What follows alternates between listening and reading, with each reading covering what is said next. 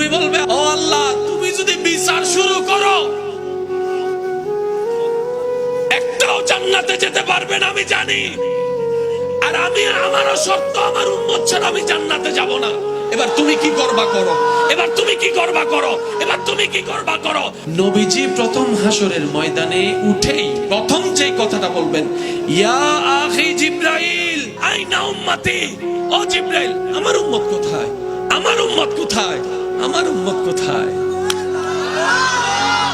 আমি মুস্তাফা আমার উম্মত ছাড়া জান্নাতে যাব না, জান্নাতে যাব না, জান্নাতে যাব না। আমার উম্মত লাগবে। প্রশ্নকারী হয়তো প্রশ্ন করবেন, আপনার উম্মত কার কথা বলছেন?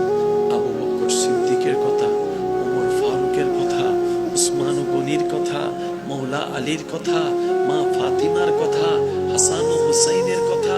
নবী হয়তো বলবেন, না, ওনাদেরকে নিয়ে আমি চিন্তা করি না, আমি তো চিন্তা করছি আমার সেই গুনাহগার উম্মতদেরকে নিয়ে।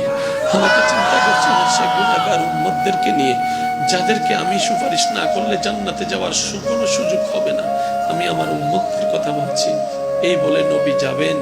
রব বলবেন, হাবিব, সবার জন্য রেখেছি, আপনার জন্য রেখেছি মকামে মাহমুদ, মকামে মাহমুদ, মকামে মাহমুদ। নবী সেদিন বলবে, আল্লাহ, আমার আসনের দরকার নাই, আমার আসনের দরকার নাই।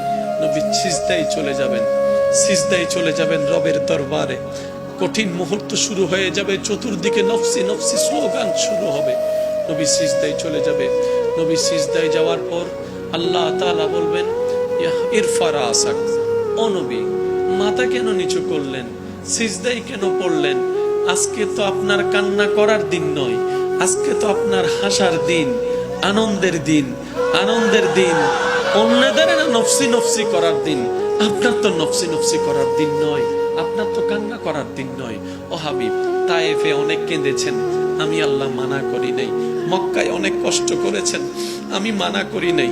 আপনি বদরের মধ্যে অনেক কষ্ট করেছেন, আমি মানা করি নাই। আপনি উহুদে দন্দান শহীদ করেছেন, রক্তাক্ত হয়েছেন, আমি মানা করি নাই। আপনি আমার জন্য যথেষ্ট করেছেন, আমাকে খুশি করার জন্য, আপনি আমার প্রেমের পরীক্ষায় দেওয়ার জন্য যথেষ্ট করেছেন। হাবিব, হাসর এটা আপনার জন্য। আর সে হক হে মসনদে রিফাত রাসূলুল্লাহ কি, দেখনি হে হাশর মে ইজ্জত রাসূলুল্লাহ কি। ইরফা রাসাক। ও মুস্তাফা, ও নবী, আপনি মাথা তুলেন না, কি চান বলেন না, আপনি যা চাইবেন আমি আল্লাহ তাই দিব।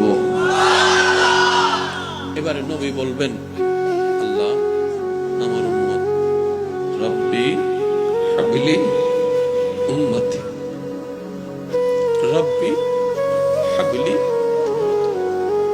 রব্বি, ও আমার আল্লাহ, হাবলি, হেবা করে দাও, আমাকে দিয়ে দাও, উম্মতি, আমার উম্মত, আমার উম্মত আমাকে দিয়ে দাও, আমার উম্মত আমাকে দিয়ে দাও, আমার উম্মত আমাকে দিয়ে দাও। আল্লাহ বলবেন, হাবিব, আপনার উম্মত আপনাকে দিব কেন? আপনার উম্মত তো আমার বান্দা, এগুলার বিচার করতে হবে না। নবী বলবে, ও আল্লাহ, তুমি যদি বিচার শুরু করো, একটাও জান্নাতে যেতে পারবে না আমি জানি। আর আমি, আমারও শর্ত, আমার উম্মত ছাড়া আমি জান্নাতে যাব না। এবার তুমি কি করবা করো, এবার তুমি কি করবা করো, এবার তুমি কি করবা করো। আল্লাহ পাক বলবেন, আজকের দিনের জন্যই তো আমি মালিক ইয়াউমিদ্দিন হয়েছি, মালিক ইয়াউমিদ্দিন হয়েছি। ও রাসূল, আপনি একটা কাজ করেন, আপনার উম্মত আসুক, আমার বান্দারা আসুক, আমি হিসাবটা দিব।